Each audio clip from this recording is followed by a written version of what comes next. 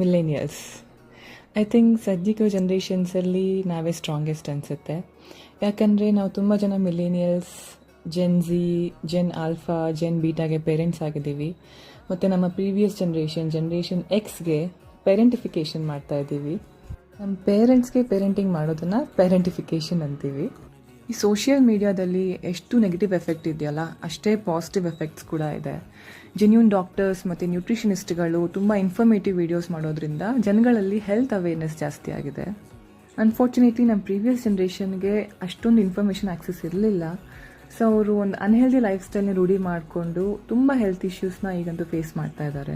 ನನ್ನ ಫ್ಯಾಮಿಲಿಯಲ್ಲೇ ತುಂಬ ಜನ ಎಲ್ಡರ್ಸ್ ಆಲ್ಮೋಸ್ಟ್ ಆಲ್ ಡಯಾಬಿಟಿಕ್ ಇದ್ದಾರೆ. ನನ್ನ ತಾಯಿಗೆ ಇತ್ತೀಚೆಗೆ ಅಷ್ಟೇ ನೀ ರಿಪ್ಲೇಸ್ಮೆಂಟ್ ಸರ್ಜರಿ ಆಯಿತು. ನಾನು ಹೇಳಕ್ಕೆ ಹೊರಟಿರೋದು ಇಷ್ಟೇ, ಅಟ್ಲೀಸ್ಟ್ ನಾವೆಲ್ಲಾದ್ರೂ ಒಂದು ಒಳ್ಳೆ ಲೈಫ್ ಸ್ಟೈಲ್ನ ರೂಢಿ ಮಾಡ್ಕೊಳ್ಳೋಣ. And let us all age gracefully ಅಷ್ಟೇ. ಓಕೆ, ಬಾಯ್.